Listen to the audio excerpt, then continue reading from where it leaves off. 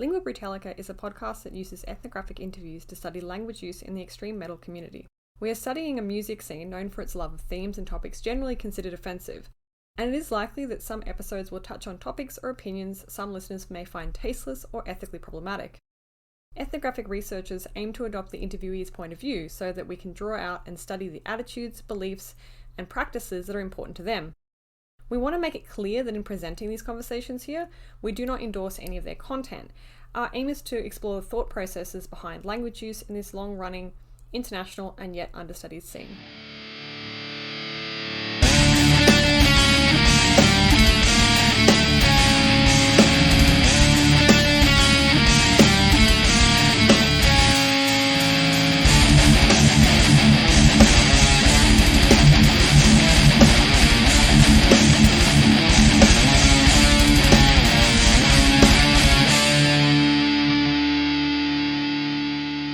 Hi, welcome back to Lingua Brutalica with me, Jess Benny Smith, and my co-host, Wes Robertson. Hello.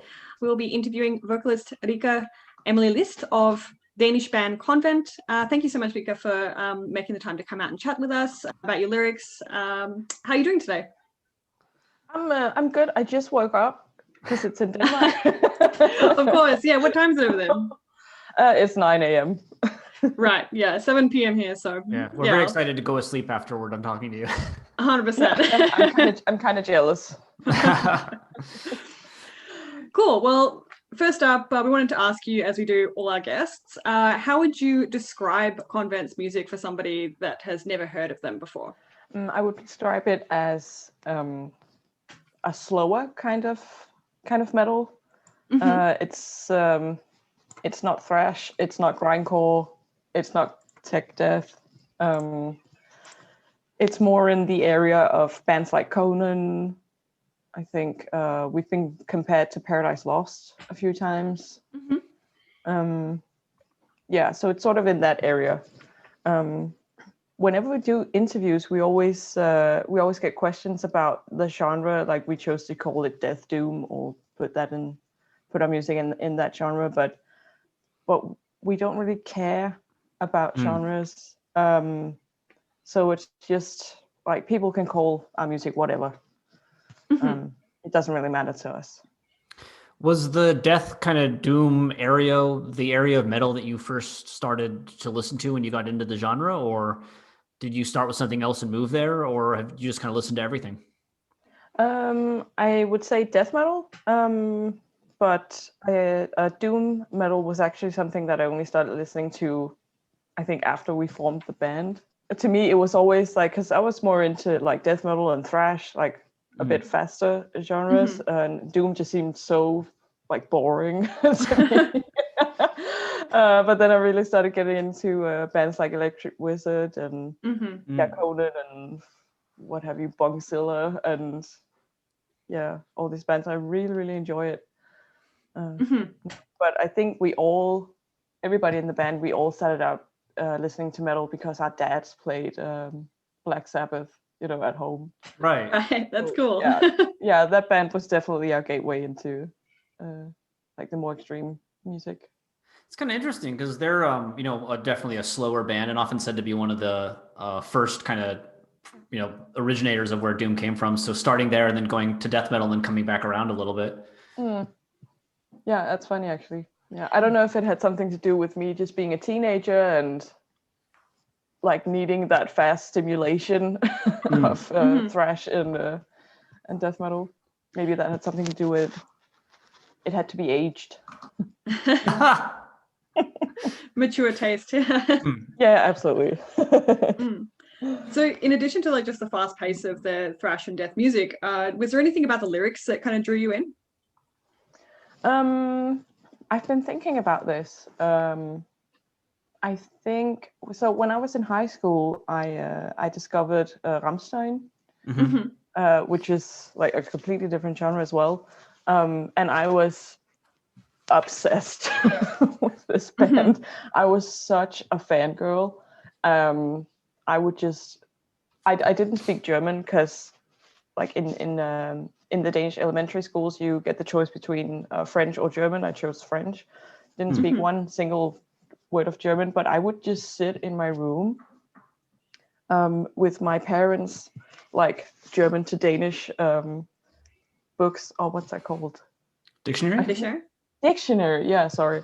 And just like sit and with the CD like booklet and just like sort of amateurly translate the lyrics. Just to figure out more about this band. And to me, I really love the fact that I feel like they address a lot of taboos, like subjects like incest, and just in general child molestation. A lot of really, really like uncomfortable subjects. But I thought it was so cool that they were addressing them. They have a song called Hallelujah, which wasn't on any of their CDs. I think it's on the Sehnsucht single, which I searched for like in every CD store in Denmark at the time. I couldn't find it, which is about there was a huge case in America about all these Catholic priests that had abused children. And I just thought, I really love the fact that they addressed the subject, and it was a really good song. I didn't understand why it didn't make it onto one of the records. So I was really interested in that area or those themes that they addressed. But actually, I haven't been that. I haven't looked at that many lyrics of the bands that I listen to actually. Which is funny. I think it has something to do with me never like being the big reader. I don't know. I think I just listened to the music and found out if I liked it or not, and then that was it. I've had a look at a lot of Cavity Capitation's lyrics, but that's just because they're my favorite band now, and like that's who I've been obsessed with for the past 5 years or something. But I don't really like sit and nerd out on metal lyrics actually. So but it's something that I've wanted to do for a long time. I just don't prioritize it for some reason. So you didn't do anything with English language lyrics like you did with Rammstein? No, not really, actually. But I think it's because, I don't know, English has always been very accessible in Denmark. Like everybody speaks English. So I don't think the challenge was there enough. But like, I mean, we both speak English, and I have to look up lyrics in extreme metal a lot because, I have no idea. Like, I can't tell what Cannibal Corpse or even Cattle Decapitation, saying on first listen usually, right? Yeah. Oh, like that. Oh, yeah. No, I misunderstood your question. I have. I used to listen a lot to a Danish band called Ill Disposed. Yeah, I had a lot of their CDs. Yeah, and I would sing real long, and like the same thing with Dying Fetus, because that's impossible to hear what he's singing. I have done that a few times. And was there anything about the lyrics that kind of like stuck out to you as being really identifiably metal, as opposed to being symbolic of any other genre of music? There's a lot of violence. So a lot of like wanting to kill other people, wanting to mutilate them and like do things to their corpses. I haven't found that in any like Rihanna song yet.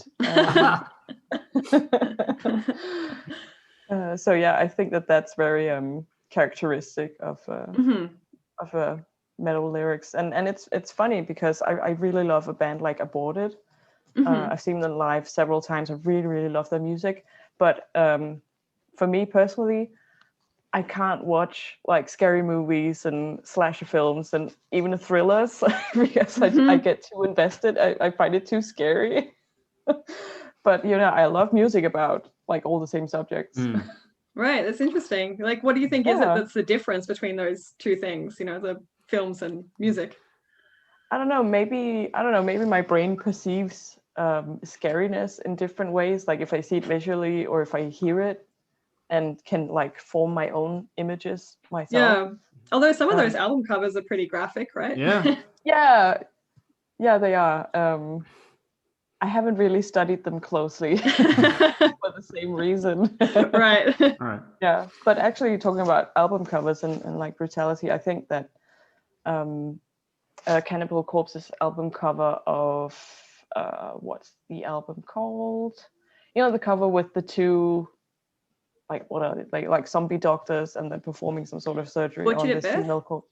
Yep, yeah, butchered at birth. Thank you. I don't know. At first glance, it's really brutal and uncomfortable, and there are all these fetuses or like dead children hanging from meat hooks. But I think it's an album cover that you can look at for ages because you just keep finding new things, and Very detailed. it's like yeah. and it's the expression on their faces. The two like doctors or whatever they are, butchers. They look sort of worried to me, or like very attentive to the woman lying on the table. And when you like zoom in on her face, like she's so beautiful, and like her face is such a wonderful contrast to everything else that's going on in the photo and like the rest of her body. So yeah, I really like that album cover, even though like it took a while to sort of get it. It's really interesting. I don't think really I've heard that interpretation of it before. I'll have to have another look at it. Right, yeah, I just looked it up, and you're right. You've looked a lot at. Yeah, sorry. Oh no, sorry. There is interesting expressions, and one of the doctors does look kind of worried. I never paid attention to the expression, but he does look a bit concerned for her health, despite the fact that she is clearly dead. Yeah, but he's like, "Are you okay down there?" Like as if he's doing like dental work or something, like he's a dentist or something. Yeah, it's I really love those sort of details. I don't know if that was the intention of the artist. I can't remember his name now, which is a bit embarrassing. If that was the intention to sort of get that worried look, just to make a contrast. Yeah, it's interesting though. Yeah, definitely given us a different perspective on that. Did you ever, when you were first listening, and I guess now, did you ever have a conception of these things as like, did these images and this music give you a conception of like a definition of metal? Do you feel that there are things that are metal or not metal and we can divide that? Or has your thinking on that changed over time? It's an interesting question because metal is so many things, or there are so many different genres. Like you have, bands like Camel Decapitation or Aborted, which is just really like very brutal lyrics, very fast. And then you have, pirate metal, which is about sort of being happy and having a party and getting really drunk and not really mutilating anyone in the process. So yeah, I think that, I don't know if there is like rap music about going out to hunt other people and cutting their limbs off. But yeah, there's so much music in the world. It's a hard question to answer, I think. Yeah. I mean, I think metal definitely has some sort of aesthetic, which sort of sticks out, like when H&M sells Metallica t-shirts. That's sort of a weird contrast. I think did Justin Bieber do like his design of one of his records was sort of looked like a metal, like in a metal font or something. Yeah. I think in those cases it sort of sticks out, like the different aesthetics. Yeah. I think I forgot the question now. Yeah, just how you can like differentiate between like metal and not metal. Yeah, it is a hard question because you have love songs in metal and you have those in pop songs and folk music and all that. But yeah, and there's also the element of like live music. I remember there was a survey on a venue here in Copenhagen, and the people working there, and they were asked like which concerts do you most enjoy, like having a shift at, where you're at the bar, handling the wardrobe and stuff like that. And they all said they really enjoyed the metal concerts because people were always so friendly. Like they never had to break up any fights, or people weren't like talking condescendingly to them and causing trouble. I think I think that's something that's really distinctive to like the metal crowd. Like we're not really here to like start a fight or like to be alpha people or sort of like that. But I mean, you hear about this all the time that metal people are actually really friendly, but you know they're douchebags as well. Sure. Yeah, of course. Yeah. So it's not all rainbows and butterflies, but. But it's interesting though, because like what you're saying seems to really kind of like go against a lot of the common stereotypes that people have about metal who, you know, themselves aren't necessarily like familiar with the scene and stuff, you know, so people assume that, you know, because a lot of metal lyrics, as you said, like, you know, describe like violent acts and stuff like that, but then of course the people that will enjoy them will also be, you know, violent people. Yeah. Exactly. I suppose, yeah, what do you think about that? I think you said the word violent, but I just thought about I think everybody has dealt with, or everybody knows someone who has dealt with like mental issues, either actual conditions or like stuff like depression or something like that. And I think that metal lyrics is a great place to sort of feel like you're being heard. Or like lyrics that you can relate to if you're struggling with something, or if you know someone who's struggling with something. And I think that's kind of a relief, like to feel that sense of being understood. And I think maybe that does something, I don't know, to the way you think or the way you act. Like it's sort of a break, or like it's a positive what's it called, confirmation of like you're not alone with it. Like this writer or this singer, like they wrote these lyrics because they can sort of relate to what you're feeling or what your friend is feeling. So it's like you're in some way you're not alone, even though you may be sitting in two different continents or whatever.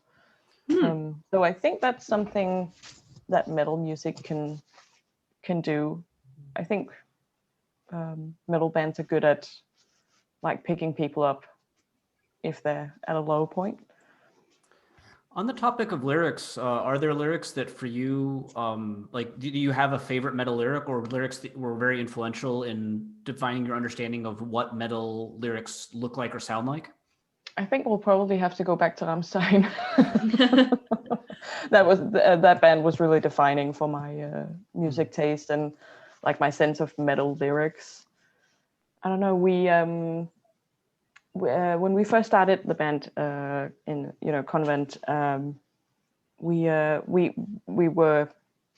we all agreed very fast that we didn't want to write lyrics about religion or like gore themes because of course we've got opinions on the subject, but we just feel like it's been done 1,000 times before. So yeah, I think to answer your previous question, I think that defines metal music is that there is a lot of opinions on the subject of religion. I guess I'm a little surprised there because I mean your band name is Konvent. Yeah, I know. I've been thinking the exact same thing. Like, was that a good idea? Yeah, it's the reason why we chose Konvent is because we were talking about band names, and I think it took us 3 months to come up with a band name because all the good band names are taken. Yeah, totally. And and Heidi, our bass player, she came up with the Danish word cluster, Kloster, which means a convent or a monastery. And we all really, really loved it. But then we found out that there was another band called that, like with that name, like a Danish band, and they had quite a lot of followers on Facebook and stuff, so we didn't want to deal with that. And then I thought, well, can we just sort of translate it and call it Konvent, but then keep the K, because we all really love the K. Like it's for some reason it's like it's a powerful letter, like it's very square and like it's just there in your face. And then we just all like that, and we really like we feel like there's a lot of stories, like a lot of storytelling in that word. Like when you think about a convent or a monastery, it's this secluded institution. Like there's a lot of rituals. There's a very strictly set hierarchy. Yeah, there's like you can put a lot of stories in that word, I feel like. So we were like, oh, maybe that will give people something to think about, or like make up their own stories in their head, or something like that. Yeah. So going back to discussions of lyrics and stuff, you said like you wanted to avoid kind of talking about religion and stuff in your own lyrics. Have there been anything like themes, or I suppose like I don't know, practices in lyrics that you've read that have kind of just ruined a song for you? The first thing I think about is like a musician like Bursum. Of course, yeah. Yep, that's one. So I didn't start listening to black metal until, like, it took me a long time to get into black metal, sort of like with doom. Like it took me a while to sort of get the sort of messy sound, or like it's very chaotic, which a lot of metal is, but yeah, it took me a while to get into it, but I really enjoy it now. But I think that a musician like Bursum, I don't really feel like putting on any of his records, just because I sort of know what he's done and what his views on the world are, and I just don't think I would enjoy the music the same way if I didn't know these things. Yeah, I'm sure that's a really common theme for a lot of people listening to a lot of black metal that's got very kind of questionable themes, content, and authors as well, I suppose. Yeah, but it's funny, like then that is like a complete community, like for themselves, and I think the people who share those views, like, well, they all know who each other are, and they set up festivals, like smaller festivals for themselves, and that could be an interesting area for you guys to dive into, maybe. So those are tricky areas to study for all reasons. Yeah, you'll have to do some infiltration, maybe. Yeah. I think ethics clearance would be a nightmare. Yeah, that too. What about for you personally, Will? When did you start writing metal lyrics? When is that something that you started trying for the first time? I think I first wrote metal lyrics like when we formed the band. I've not been in any other band before or since. And that was sort of the first time. And I think the first song I wrote, it's not a song that we've published because it's our first song. It's really not that good. It's like when you're making pancakes and the first one is just a bit weird.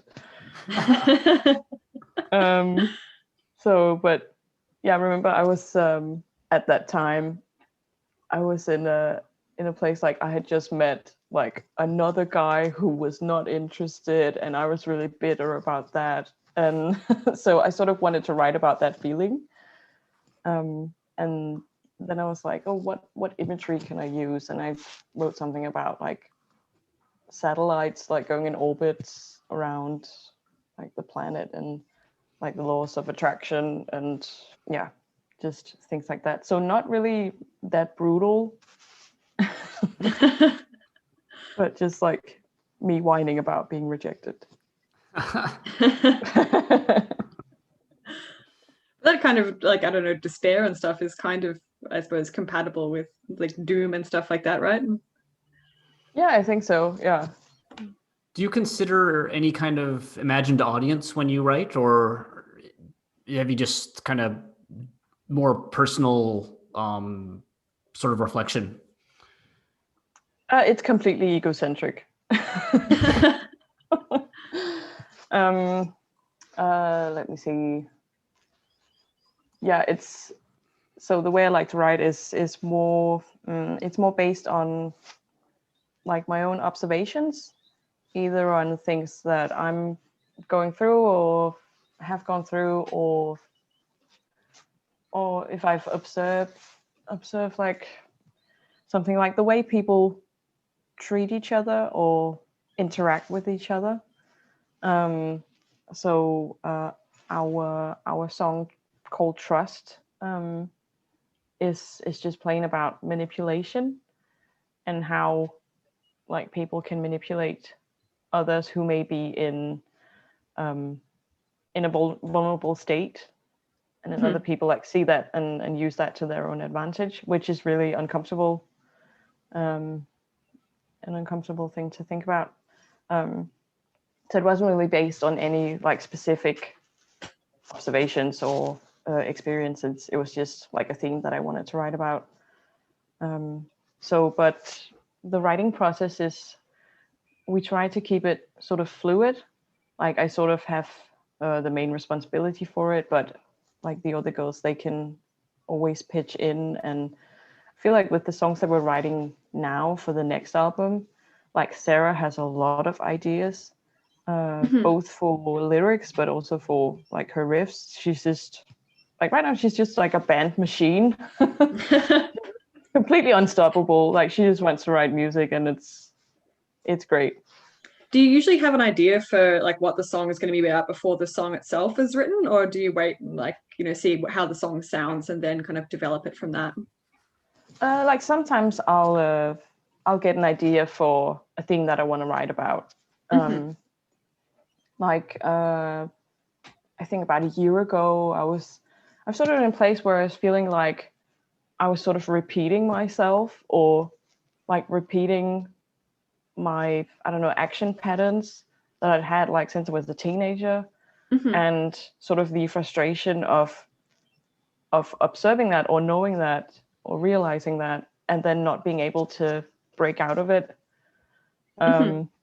because you know you want to keep developing and changing, and if you keep doing something that's essentially not good for you, then like you want to change that up, but maybe you don't know how to do that because it's so stuck in you, like the way you act, and I just knew that I really wanted to write something about that, like that feeling of being stuck, and we sort of dabbled a bit with that in the first couple of songs that we've been writing for the next album. So sometimes I do. Right now I have 2 songs in our band folder that I have to write lyrics for, and it's so hard. I'm really struggling with it at the moment. I don't know. I think it has something to do with COVID-19. Like course, I think it has now officially driven me insane.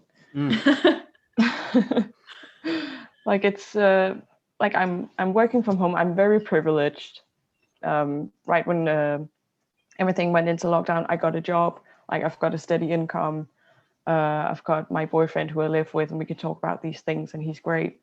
But somehow it just gets to you. Like even though you have, like I have a full-time job, it takes a lot of my time, but I don't have, you know, commute to and from work. We don't have band practice now because our rehearsal space has been locked down since like the end of November. So we can't go out and rehearse. So I have a lot of time at home, and for some reason, like the inspiration is just sort of blocked. But maybe that's because I don't actually get out and see the world and see people and get inspired. Yeah, I mean, I suppose it's hard to if there are a lot of restrictions on that as well. So yeah, a lot of worries about like what's going to happen. What about the future? Of course, yeah, sure. Yeah, which can be a bit disruptive. Yeah. Well, yeah, very anxiety producing. Hey. Yeah, absolutely. When you're doing the writing process, though, do you find yourself editing a lot? Or have you ever, for instance, written something down and thought, oh, that's not, you know, metal enough, I need to change that, or I need to rephrase that? Has that ever, you know, influenced how you produce the lyrics? Yes and no. I mean, sometimes I feel like I have a very high standard for myself, like what I want to put out in the world. Not saying that my lyrics are just completely ingenious, But yeah, sometimes I'll sit for days and just think about like one word, like what does this word have to be? But it's not so much, is it a cool word? Is it a like a metal word? But more like, does it capture like the essence of what I want to say and like the vibe of the song? And I think that's a bit frustrating for some of the other girls because sometimes writing the lyrics takes ages, and like our writing process is like Sarah and Heidi will come up with some riffs and Julie will come up with some drums, and then I'll come up with some lyrics, and then we sort of continue like writing the song from there. Like we sort of ping pong inspiration off each other until the song is finished. And if I just can't get the inspiration going, then everybody's sort of stuck. Right. Yeah, so that's a bit stressful as well sometimes. I don't know, I think that sometimes I've written something and then thought, this sounds a bit lame, or like it kind of sounds like, you know, just like a 10-year-old girl sitting alone in her room like writing poetry or something. And I'm like, maybe I should change that. So how do you like work out if something sounds a bit lame? Like what about it sounds lame, I guess?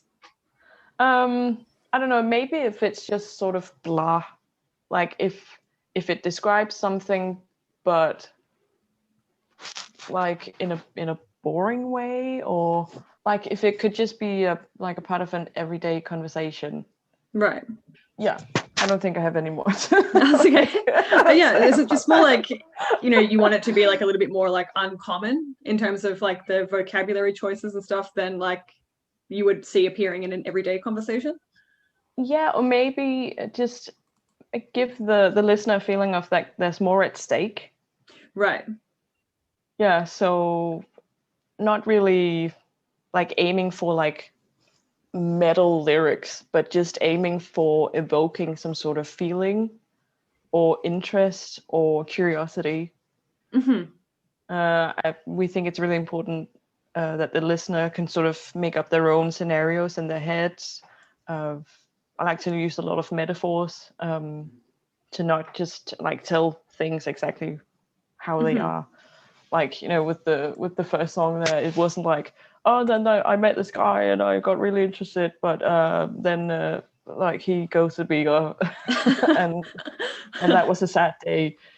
The end. But sort of more describing that feeling with, you know, the satellites and the orbits and right. Yeah, that's just more interesting to me, I think. Right. But like discussing it a bit more indirectly, I guess. Yeah.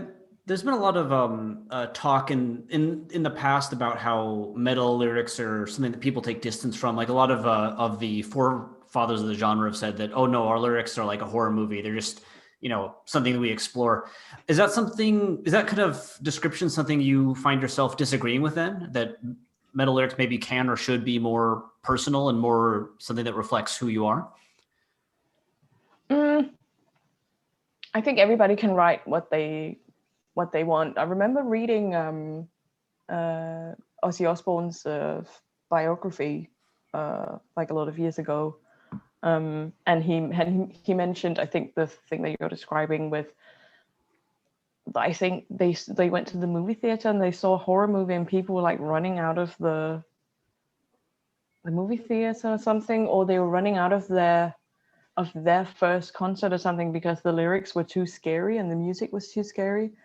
And that was sort of what they were aiming for, because they'd seen like people lining up for the cinema to go watch these horror films, and they were thinking about, why would people want to pay money to be scared? And then they saw sort of a business opportunity, something like that. No, like I think it's absolutely fine to sort of describe these, like to not have songs about what you're feeling or what you're going through, and like personal issues, that you can just write stuff about. Like you can just write stuff about, you know, scary stories like Cannibal Corpse or Aborted, or you can write, you know, fairy tales about dragons and knights in shining armor and Viking stories and all that, because in the end of the day, it's about telling stories. And I think the listener just has to like realize, well, what kind of stories do I like? Do I like stories that are personal, that I can relate to, and I feel some sort of understanding, like there are other people out there in this world who understand these feelings that I'm having? Or do I want to be just entertained and being taken on this journey through, I don't know, these Viking fairy tales and just see those images in my head? So yeah, I think the bottom line is just storytelling, in one way or another. Yeah. Right. Are there any common stories or themes that you see in metal that you kind of personally don't enjoy or kind of wish they'd stop doing? I think when it's not, I haven't heard it that often, but I think when people write songs where they sort of glorify rape, as like I was just talking about like the Viking stuff. I've come across that sometimes when they're like, oh, we're gonna go out now on this Viking adventure and we're gonna like rob this village and kill everybody and rape all the women, and it's like, that's not cool. Like, I know that was like how it went down, and that's just been a thing that some people thought that they had the right to do for so many years. But I'm like, aren't we past that now? It's like, it's not just for fun. But then again, I mean, coming again back to Rammstein, I mean, they were singing about incest and mutilating children and stuff like that. I kind of feel like that's a different thing, because these, you know, they're not glorifying it. They're just describing it, and they're describing an issue in the world. They're just saying, hey, can we please wake up and like take a stand? These things are actually happening. And, you know, the whole thing with the Catholic Church in America, you know, the church knew about it and just tried to hush it up. And like, that's the subject that they want to put a focus on. But when you end up in a place where you sort of glorify that, I don't know. Yeah, I think it's a tough question, because I don't want to tell anyone what, like, you can't write about this, because everybody needs to express themselves. And I don't know if that's like a subject that some people have had on their minds for a long time, and they keep thinking about it, and now they just have to write it down. And then, like, you know, writing stuff down can have sort of a therapeutical, what's it called? It can be sort of therapeutical to write stuff down. So if like there's been a subject that might be a bit grim that you've had on your mind for a long time, then, you know, it can be a good idea to write it down. So, but I think it's all about context. So, like, I don't feel like I can sit here and say that there are certain subjects that you can't write about, but I think it's all about context. Right. Yeah. This is kind of similar to other conversations we've had with musicians in the past, where they've talked about kind of treading the line between wanting to create lyrics that are shocking, but not wanting to create lyrics that are offensive. Is that something that, you know, you've found as well? Like, you know, not necessarily in writing your own lyrics necessarily, but just in consuming like metal music? So I'm a bit surprised about like them not wanting to write lyrics that are offensive.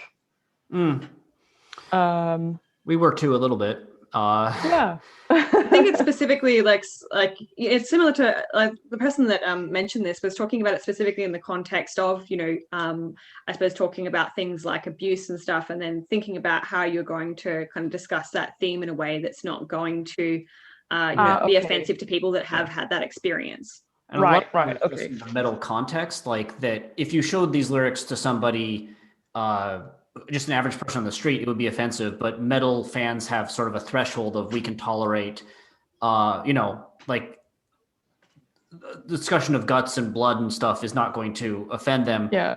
Yeah, the things we've heard. Yes, yeah. But there is a way to present it that actually could offend people that are ultimately there to have a good, like pretty much Jess, would you say pretty much every single person we've interviewed is very keen on the idea of everyone that comes or listens to the music is supposed to have a good time?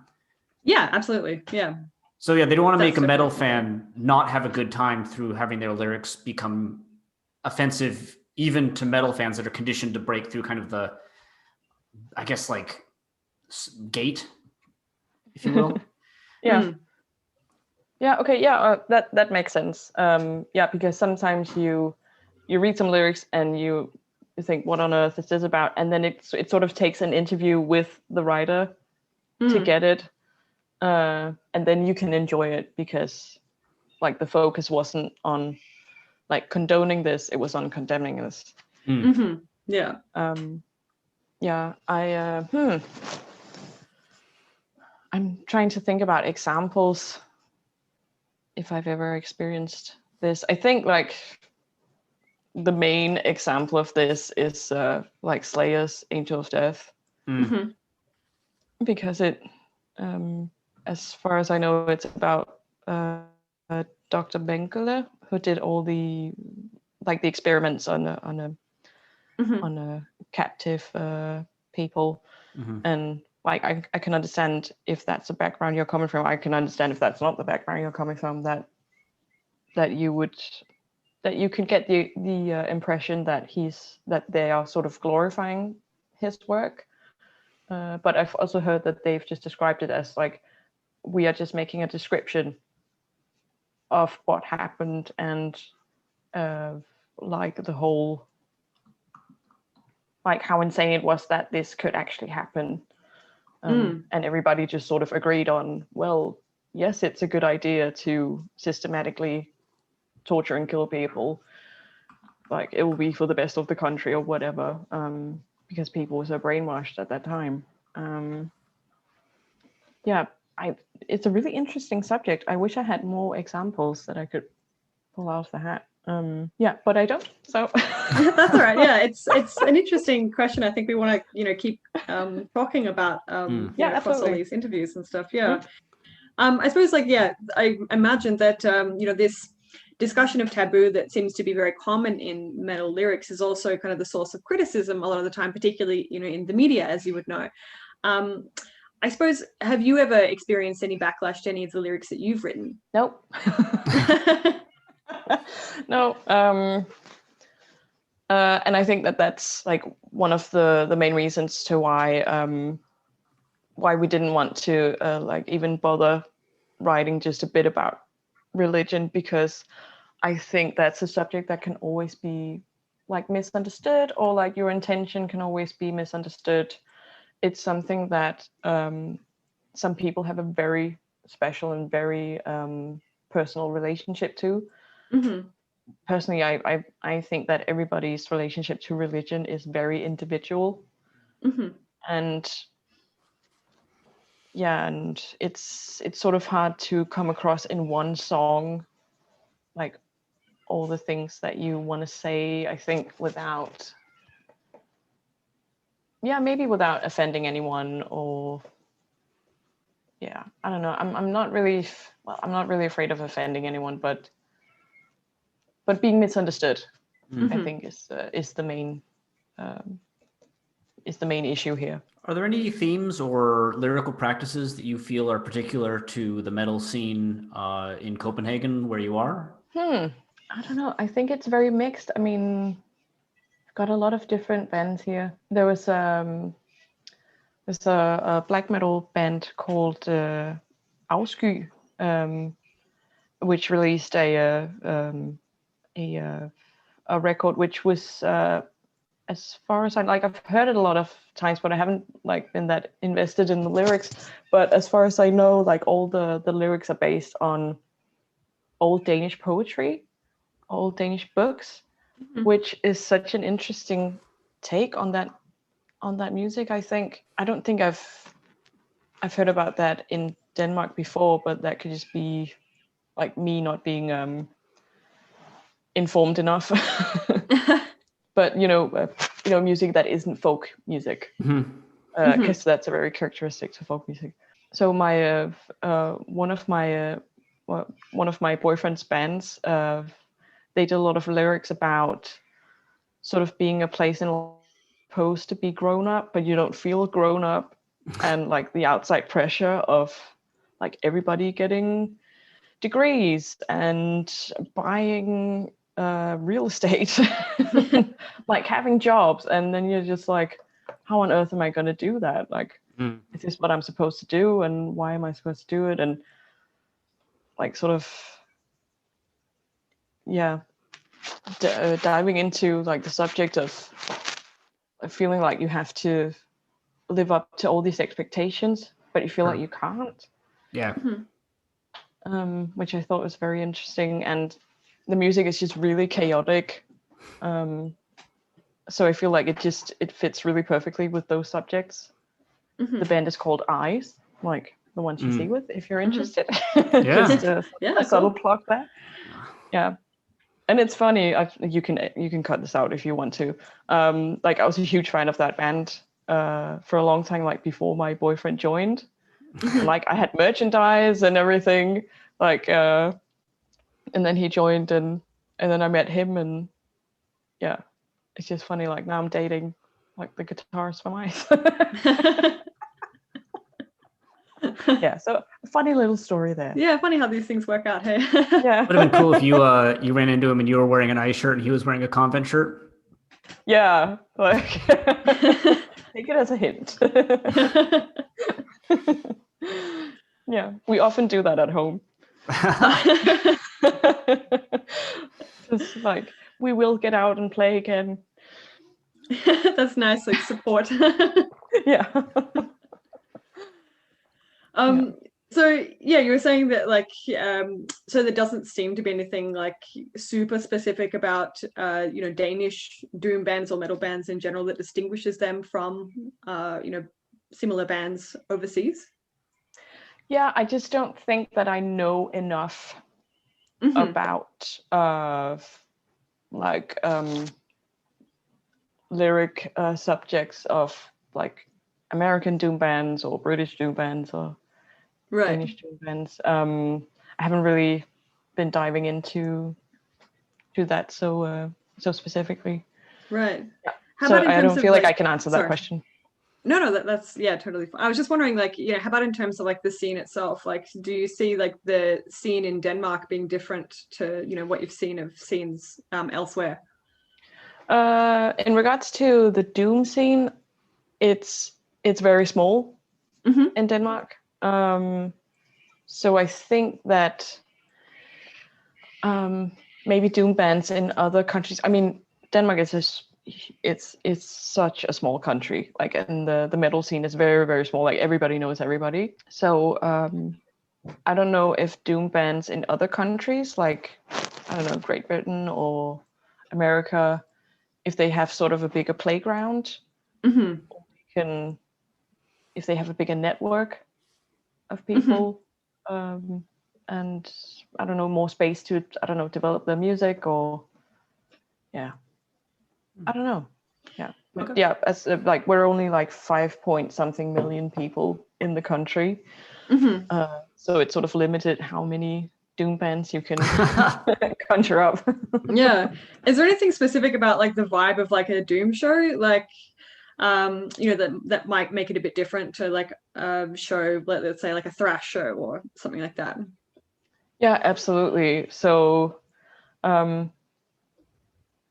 yeah, like thrash shows or death metal shows, like the energy is so high.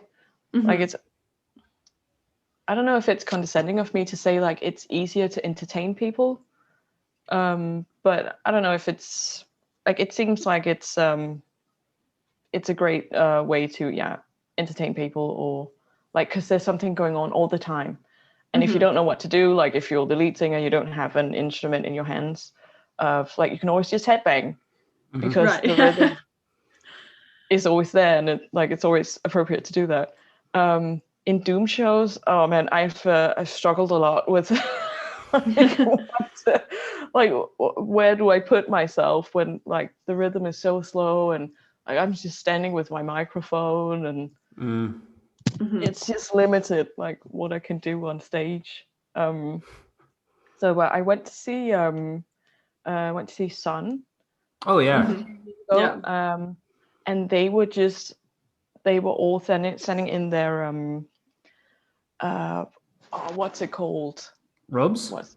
Their robes, like with the hoods up, almost like monks or something, playing the concert, and the room was just slowly being filled with smoke.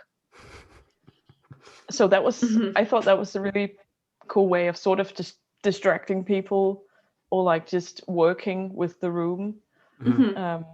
So it wasn't really about, oh, we have to make sure that people are awake and they have to be entertained all the time. Like you just had to be like sourced into this, like the vibe of their music and sort of the conditions of the room. And I thought that was it was a subtle but really cool way of like playing that concert. It was so suitable for their music, I feel like.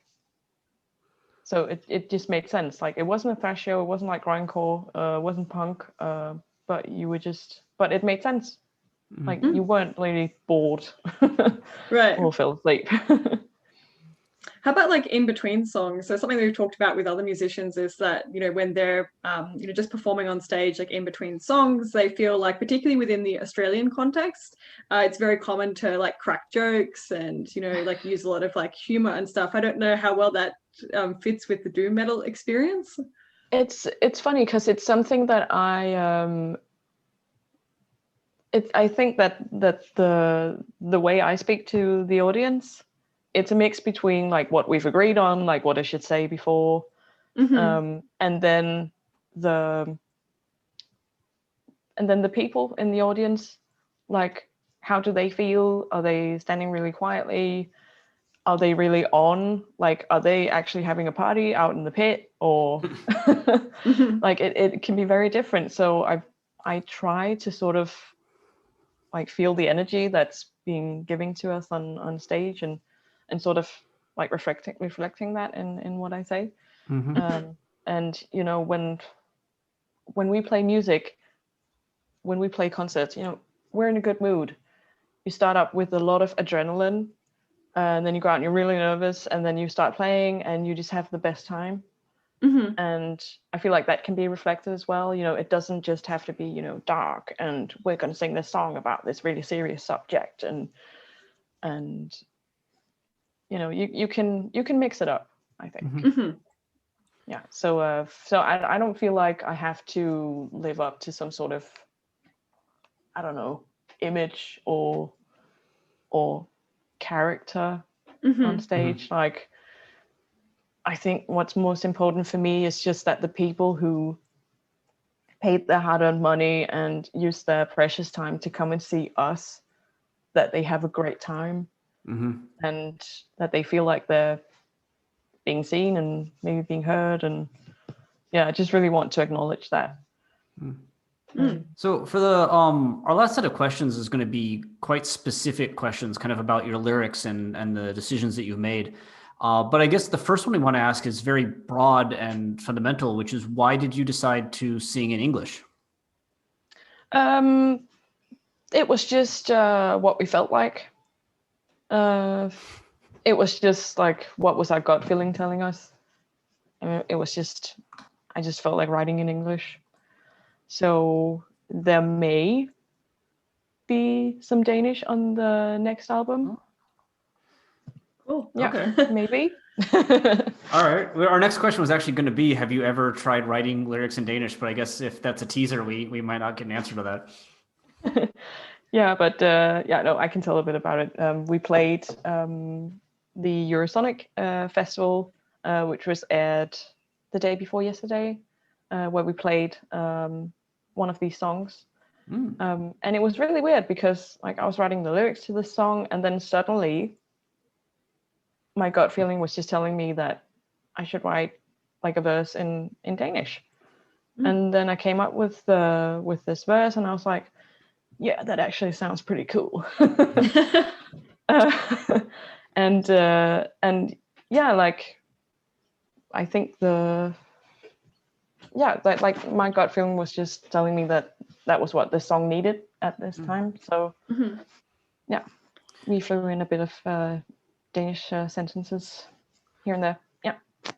When you're writing in Danish, do you go through some of the same considerations you talked about with English, like choosing words that don't come up in conversation very much, or making sure a word is cool in a particular way? How do you select Danish words to make them fit a metal song or the lyrics that you want to produce?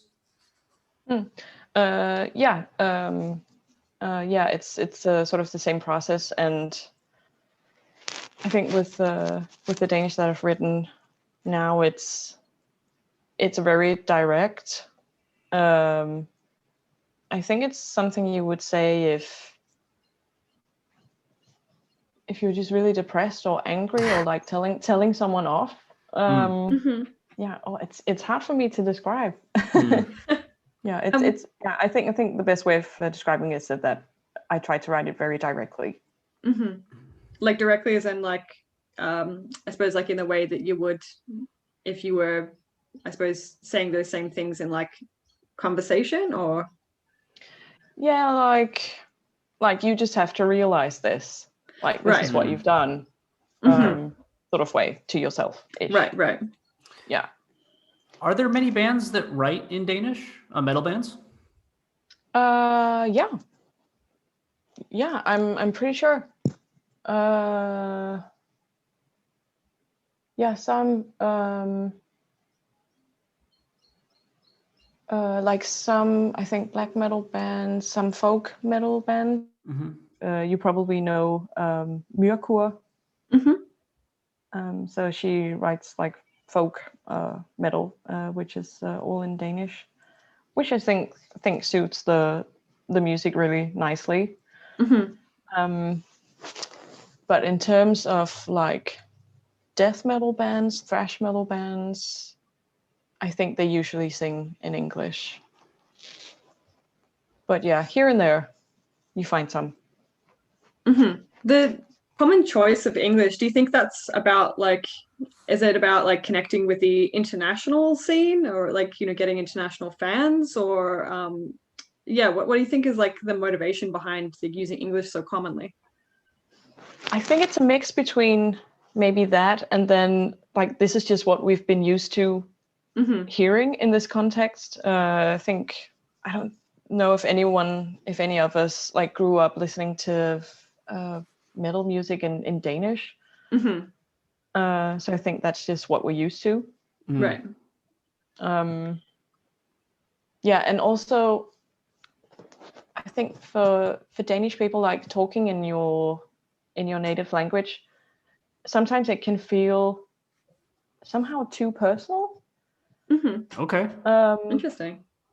Like the sentence, like if you're saying "I love you" to someone, it's really a hard sentence to say because, like you really feel like it's coming directly from your heart or your gut, and like it's not just saying like "I love you" or if you're saying "I'm sorry," like it's easier to just to just say the word sorry, like the English word, like sorry, instead of like the Danish word for sorry, because it feels more personal, like it feels more vulnerable. So maybe that's an element of the choice of choosing to sing in English. Like you can sort of distance yourself to it. You can talk about like important things, but you can also sort of distance yourself from it. It doesn't feel too personal. So that kind of intimacy that you associate with Danish, did that play into your choice of Danish language in those like lyrics that you were mentioning before that you wrote? Yeah, absolutely. Yeah, so I'm really happy about what I wrote, but it's gonna be fun to like record them in the studio, to play them live. So yeah, and also we like in the band we don't want to end up at a point where like our working process is the exact same as the other album. Like we want to keep on like challenging ourselves and developing, and that's also a way of us to get better at our instruments, because like none of us has like played the drums or the bass or the guitar since we were 2 years old, like some other musicians who are professional today. And like we want to acknowledge that. We've never been like ashamed of talking about that or addressing that. I mean, Julie, our drummer, she's played drums since she was 12. So she is definitely really skilled. And I think Sarah's played the guitar since she was 15, like on and off. But like none of us has like gone to music school or like have a degree in music or anything. It's pretty much self-made. So yeah, that's that's like our level. And of course we want to challenge that. There are things that we just know that we can't play because we're just not skilled enough.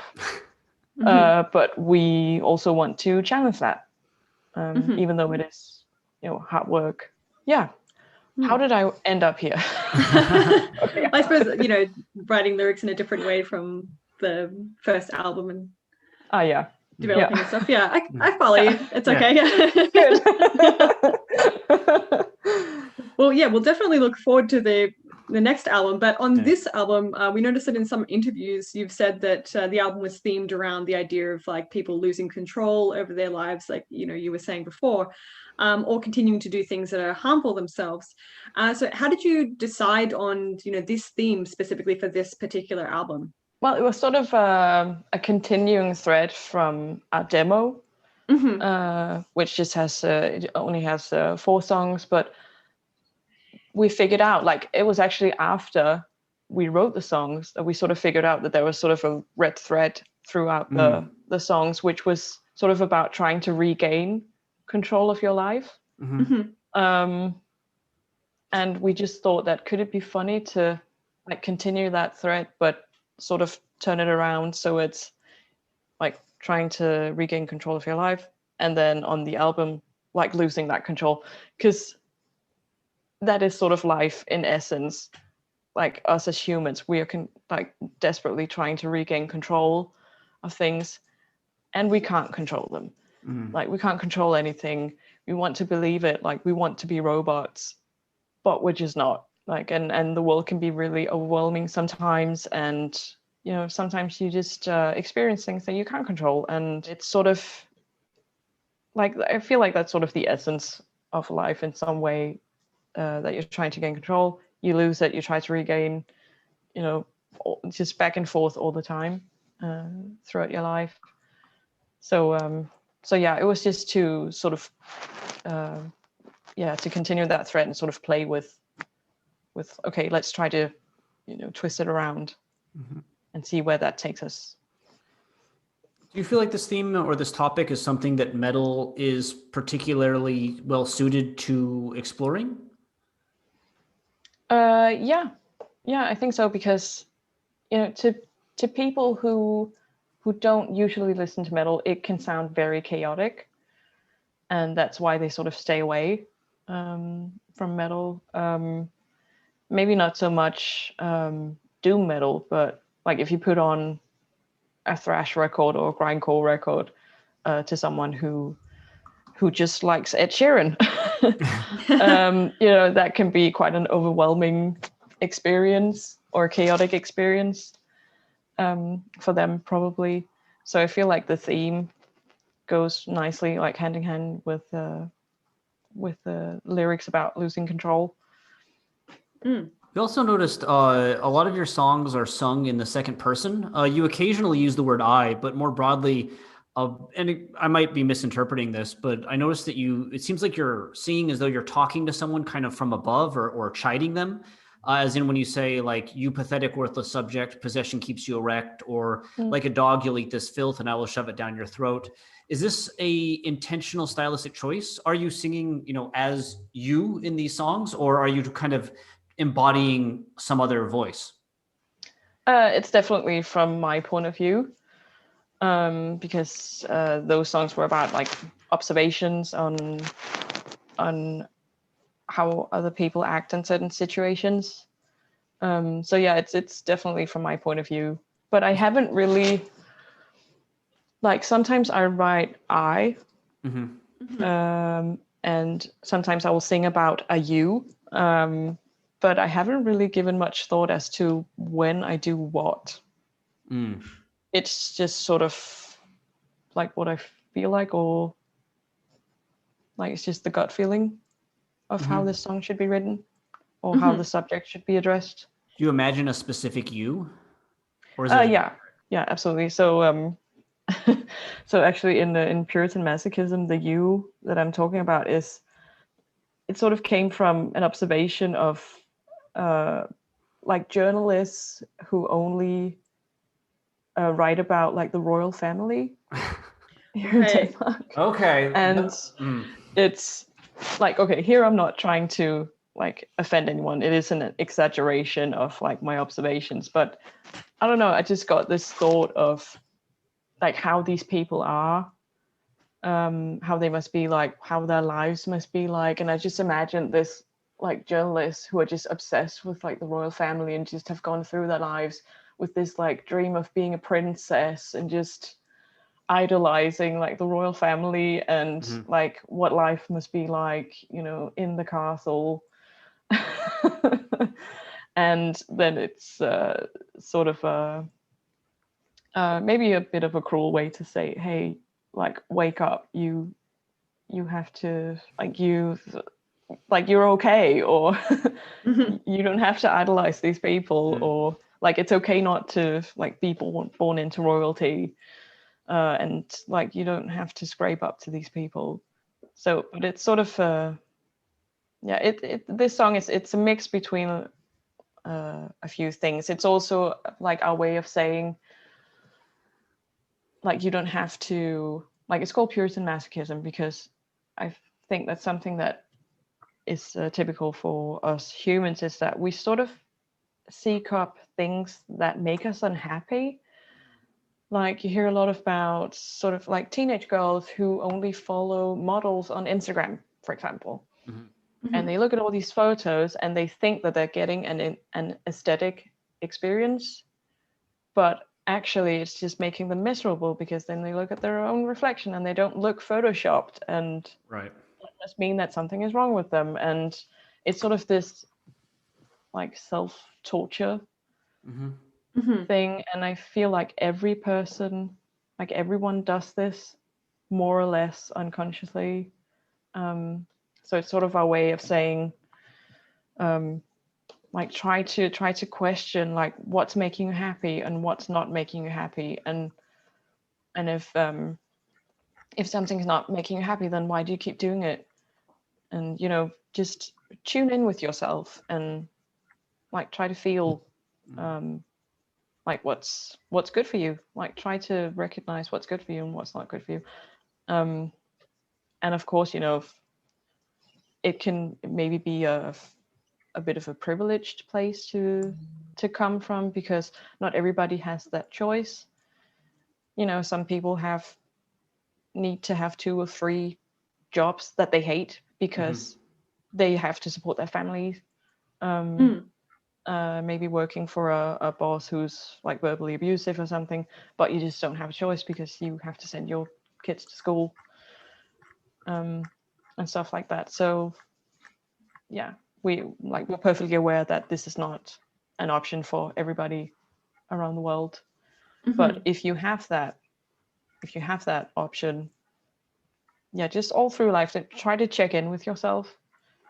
And I know personally that's something that I'm really bad at doing myself. Like I tend to be very much up in my head, and like out with like everybody else, instead of like tuning in and like feeling, well, what is my gut feeling actually telling me? Like stop being so rational. Just like, what do I feel like doing? So it's a process. So I was wondering, like, are you, I suppose, ever intending your listeners to kind of think about these ideas and, go through the same process of, like you said, like, checking in with yourself and stuff. So I suppose, like, what I'm asking is the you in any of your lyrics ever, like, directed at the audience?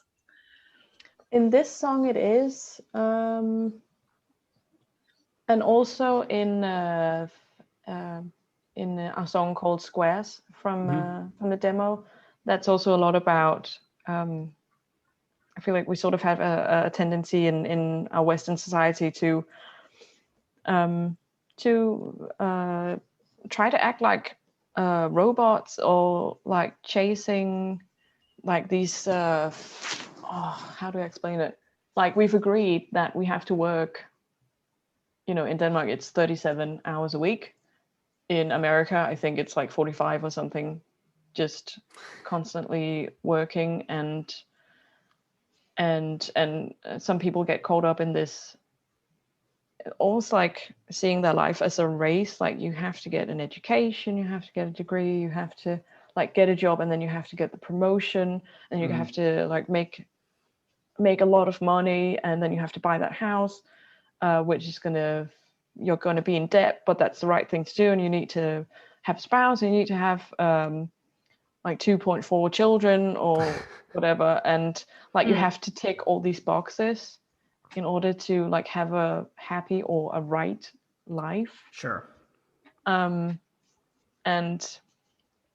that's sort of our way to say, well, you can question that as well. Like, you can like question the things that we're all doing, the things that we're all telling ourselves. Like, a thing that I've struggled with a lot of my life is like the fear of people calling me lazy, because I was called that a few times when I was a kid, and honestly, I don't believe that any person on this planet is lazy.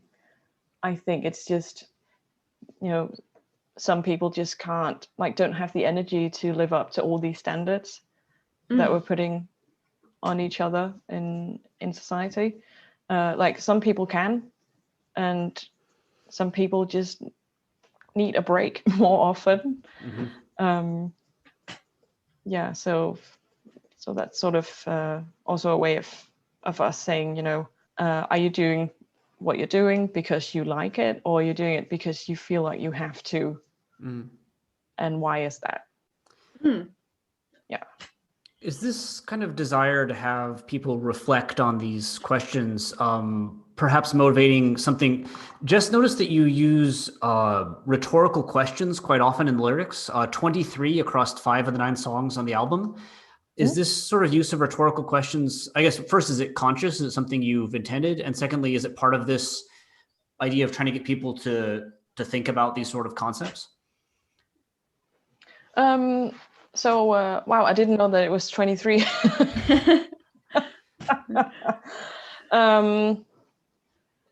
I really love the thought of people actually thinking about things after they're done listening to a song of ours. I think just always checking in and like, checking in with yourself, checking in with your life is important. And just asking yourself, well, why are you doing the things that you do? Yeah. But now I'm curious, like, what the 23 questions are. I assume some of it's repetition in choruses. Is that right, Jess? Or? Yeah, some of it is repeated. Okay, yeah. But for instance, if we look at the I, right? There's are you sick? What? Not yet. On your shoulders, frail and small. When will you lift the curtains, or will you kill us all? Yeah. Okay, so that song is actually kind of a cliche. It was a question that I wrote about like how people interact with each other online. Like discussions on Facebook, and also the media, like some news stations, they love to plant like stories of just like chaos is just around the corner, and now this group of people did that, and it's like it's so obvious that they want to spread hate against certain groups, or certain politicians or whatever. And I just got this this image of, I think it's what's that movie called? Orange something. A Clockwork Orange. Oh yeah. I haven't actually seen it. But I think that there's a scene in the film where there's a guy who's like tied to a chair and like his eyes are like kept open on this. Like that was sort of the image that I got in my head of like this person just sitting there with like his eyes wide open, just being fed all this like conflict and war and like hate speech, and sort of getting wind up and like wanting to shout at everybody like on Facebook or like social media. And it's and just to sort of question like, well, what are you going to do with all this build up anger? And like I was just imagining this like dad and like his kids just sitting right next to him, and like he's all getting wind up and shouting at the TV or something. And I think it's in the end of the song. There is, what did I say? I have the lyrics right here. Yeah, forgetting those around us, we lose our heads in rage. Which is just me addressing that, hey, you're actually interacting with real people. Like it's not just a screen that you can shout at. Like there are real people involved, and you know there are real people sitting beside you, and just turn off the TV. Yeah, because sometimes you, and I'm sure everybody can relate to this, like you hear about something and you get so angry about it or so sad about it, and then you're just stuck with this feeling of anger or sadness, and you can't really do anything about it. And then like, where do you take it? Do you take it out on your family or your friends or people online or whatever? And what's the point? What's the use in that? Just creating more conflict. So I suppose, yeah, those questions will obviously then help people ask themselves those questions. Yeah, hopefully. Yeah. So digging in further into the themes of your album, we noticed that, like, in addition to the ideas you've just talked about, there are also some other kind of reasonably common extreme metal themes, like death, destruction, and battle that are integrated into your lyrics. But there's also some more uncommon themes. So, for instance, we noticed that the sea is referenced in 4 of your 9 songs. Either in a more metaphoric sense or in a more referential sense. I suppose we were just wondering, what's the relationship between the themes of the album and this sea metaphor or theme? Yeah. So when we were discussing like the artwork of the album with our designer, Mads Berg, we just instantly thought about, I think it was Mads's idea of this this like giant like waterfall that's just like, if you can't stop it, and this giant whirlpool like in the ocean, which we thought was a really cool image of the whole theme of losing control. Like there's no way of getting out of that if you're on your way to like an enormous whirlpool that's just sucking everything in. So I feel like the sea is a great place to lose control. Right. Fair enough. Because you're really out of your element. Yeah. Right, that makes sense. Yeah.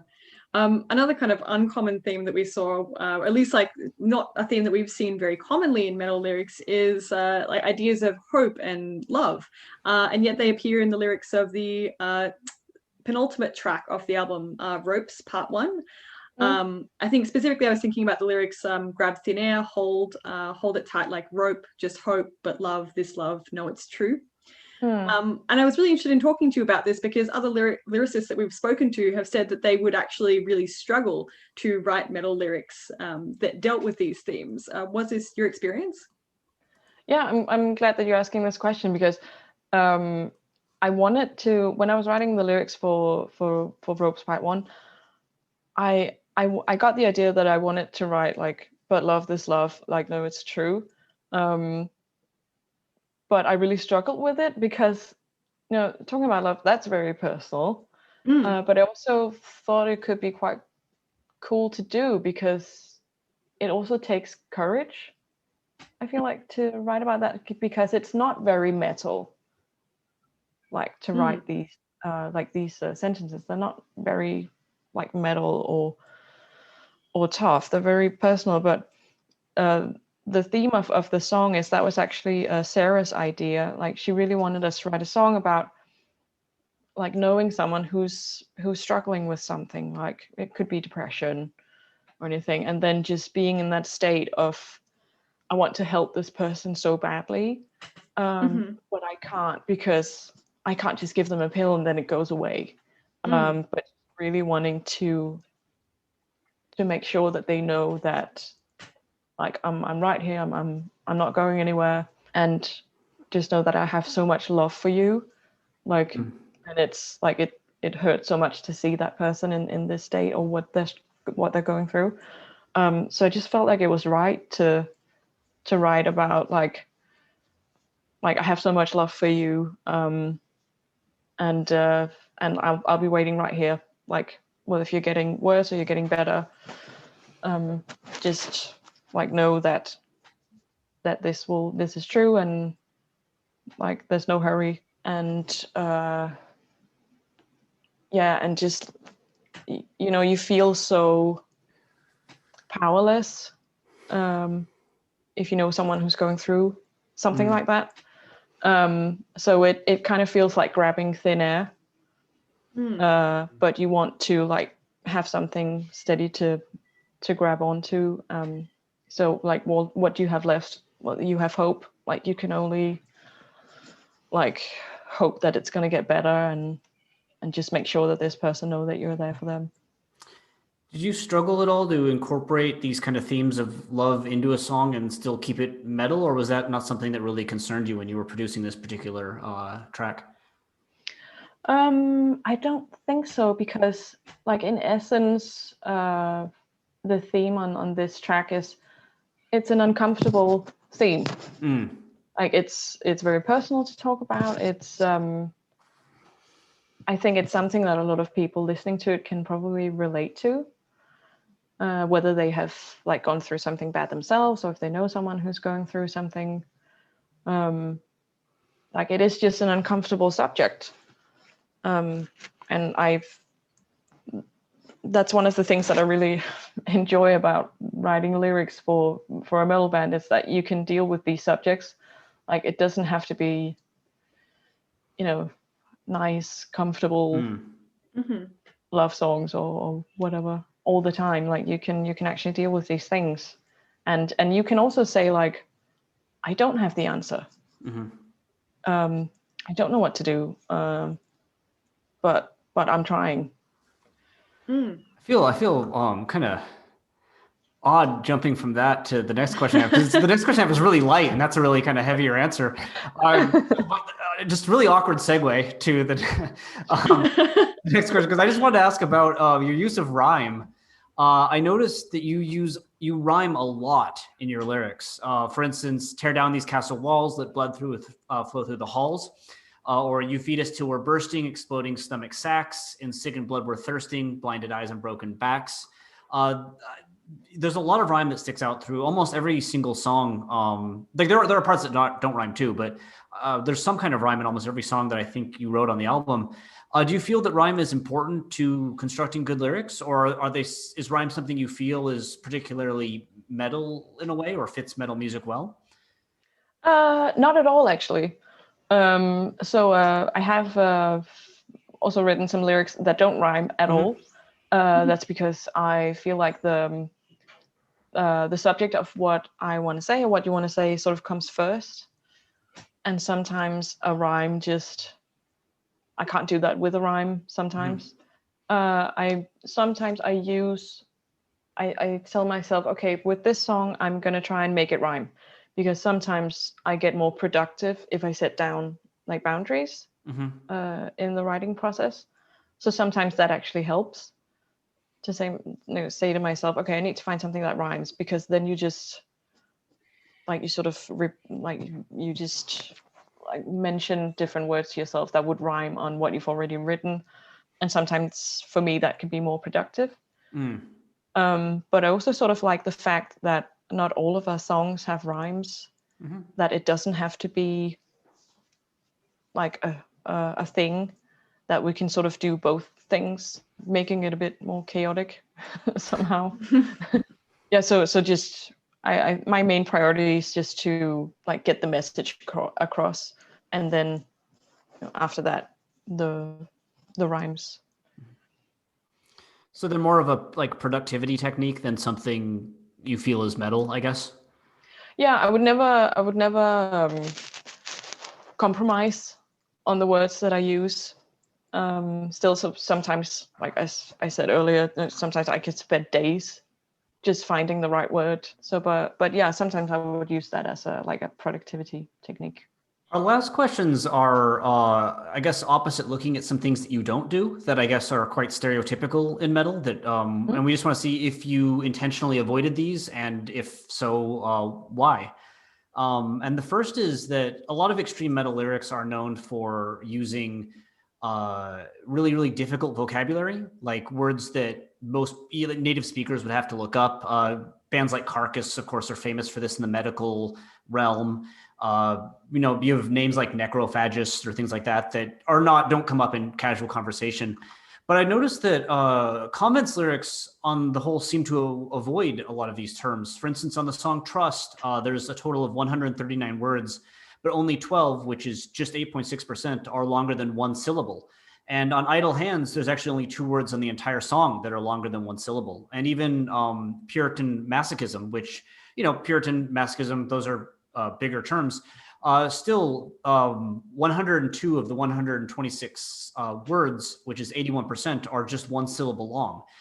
So I was wondering, did you intentionally try to avoid using these, kind of obscure terminology, or did you intentionally try to use kind of short one-syllable terms throughout your lyrics, or did this kind of just happen by chance?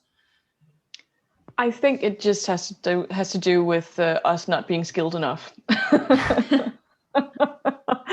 I would love to use more like complex words, but it's just about like knowing that they exist. So like I have a bachelor's degree in like international business English, but that's sort of it. And I think that maybe if I want to increase my vocabulary, I think I may have to read more books that deal with these with like harder words. So I think it's just about like the words we know. Right. Yeah. So, but yeah, it's I totally agree with yeah, it's kind of an uncommon thing. Like you will find a lot of very complex words in metal lyrics, and like a band like Cattle Decapitation, they use a lot of Latin. Yeah. In their lyrics. Don't they have a song? I think it's Prophets of Lost, where they like list the scientific names for a bunch of sea animals. I was like, what are they saying? I looked it up, and it's just it's the Latin like scientific name for a bunch of sea animals just being repeated again. And it was really hard. Yeah, really hard to figure out what's going on there. Yeah, they also have a list of I think it's in Bring Back the Plague of like I don't know, physical reactions to the plague or something in Latin. I think it's a long time since I looked it up actually, but yeah, those lyrics are really complex. But I could imagine like the fun they have writing them, just like sitting with all like a stack of like really high stacks of books, just looking through them and going, this could be interesting. Yeah, well, apparently there are a lot of people that do that. I mean, whether it be like technical terminology or just like, more extensive English vocabulary. So one of the German bands that we talked to recently said that when they write lyrics, they'll actually like sit there like, with a dictionary or a thesaurus and kind of like look for the right English equivalent to like a German word or something like that. Is that something you'd ever consider doing, or do you think that would disrupt the writing process too much? No, yeah, that's something that I absolutely have done. But I think more in when I was writing lyrics for the demo.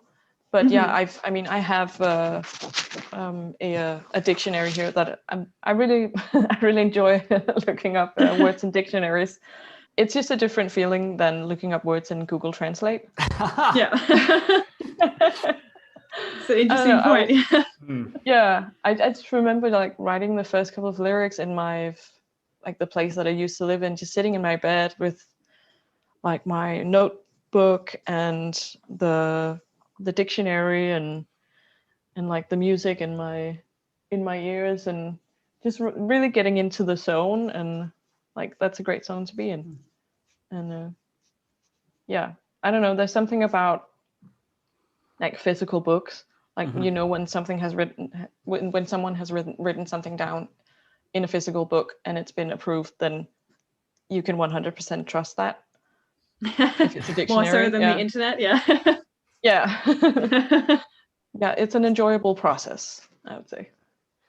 Another thing we noted that you avoided, which is again not associated with all metal lyrics, but certainly something that metal has been criticized from by people outside of the scene, is that there's not really any swearing on any of your tracks. Are words like shit and hell and damn and stuff, are those things that you consciously avoided using? Yeah, actually. With that, I don't really know why. It wasn't so that I wouldn't offend anyone. I think I just wanted to like express what we wanted to say with other words than swear words. Yeah, I suppose like similarly, although there is some discussion of like violence and darker imagery, such as the exploding stomach sacks that we were talking about before, there's not actually a lot of explicit detail or gore, right? And I think you were saying earlier that that's something that you've, tried to avoid because it's, overdone, right? Is it something that like in general, though, you didn't think like fit with the like themes of the album, or was there anything, I suppose, more to it than that?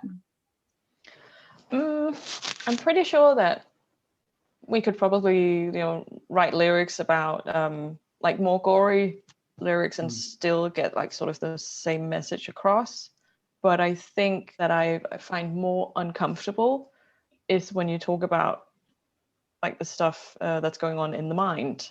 Like if you describe like gory scenarios, then it's very much out there, but sometimes it can be more uncomfortable to like just sit with your thoughts and like dealing with things that you don't want to think about, or trauma, or like you have to do something and you've been putting it off, and like you have to address some sort of conflict, or like if you're afraid that your best friend is going to kill themselves because of depression or something like that, that can be equally as uncomfortable. And possibly like, more relatable, would you say? Yeah, this is the most this is the most like terrifying answer I've heard, just because I'm like, oh. Very relatable. Like, yeah, the whole like we talk to people about lyrics about stabbing people and stuff. It's like yeah, and then you say the stuff like you keep doing these things that you shouldn't. It's like, oh geez. Call me out on their own podcast. That's not cool. So in a way, like these themes for you are more horrific than, I guess, explicit discussion of horror themes like gore. Yeah, I think so. Yeah, and also like I'm very interested in writing about these themes, like like trauma. I think it's very interesting to sort of reflect on what that does to people, on how that defines people's lives, and if that develops into getting worse, or if it shows in their actions or how they interact with other people. It's that's just really interesting to me, because it can go in so many ways, and there are worst case scenarios where traumas can develop mass murderer.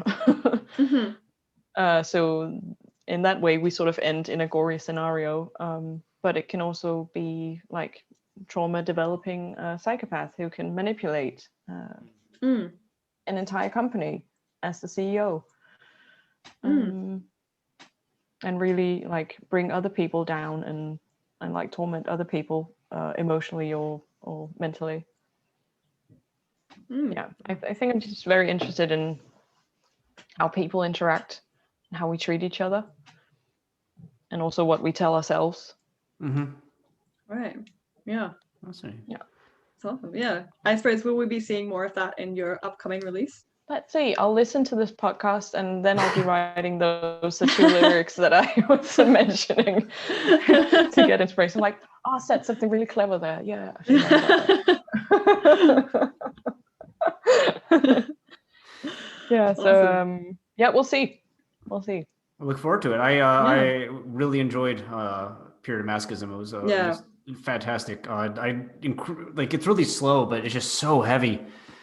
I think it's probably the heaviest thing I listened to last year. Just the crushing kind of weight of the album was just great. Oh, cool! Thank you so much. Yeah, and I think like hearing, I suppose the process behind it now is like kind of like allowed me to appreciate it on a different level as well, which is also really nice, I guess. Yeah. We were messaging about the Pure Damascusm song, debating about what we thought it was. We were both wrong, by the way. We both got it wrong. But it was like when you said it was about, journalists and the royal family, a lot of things that we were talking about that kind of clicked. Yeah. Immediately made sense, but we didn't quite get like that context. Yeah. Like the peacock line about killing the peacocks. So we were like, what is that? Is that a... And it's like, oh, no, because the royal family literally has peacocks, right? Yeah, so it's so like that aspect of the song, I sort of chose to use that as the metaphor.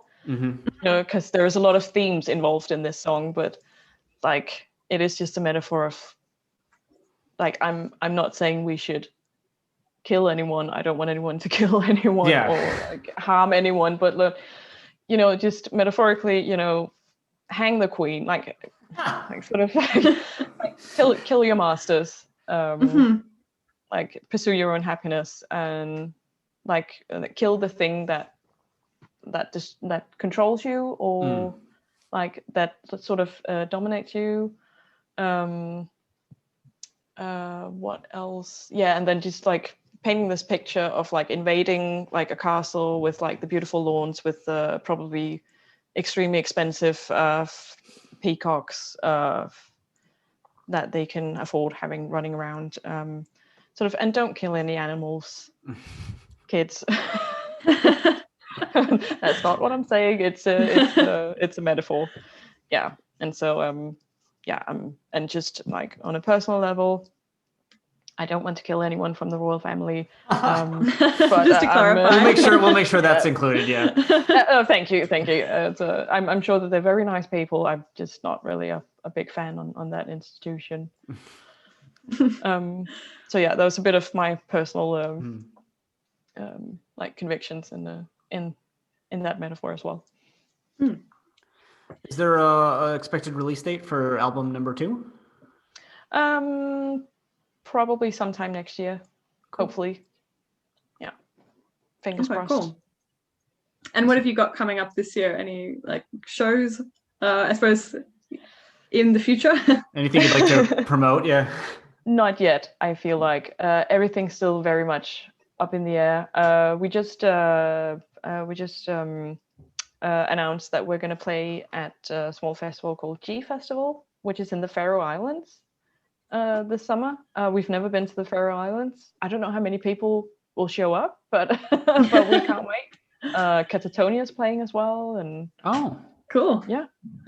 So and we've never been to the Faroe Islands, and we can't wait to go. And you always, it feels very rock star-y to like take a plane to go play a concert.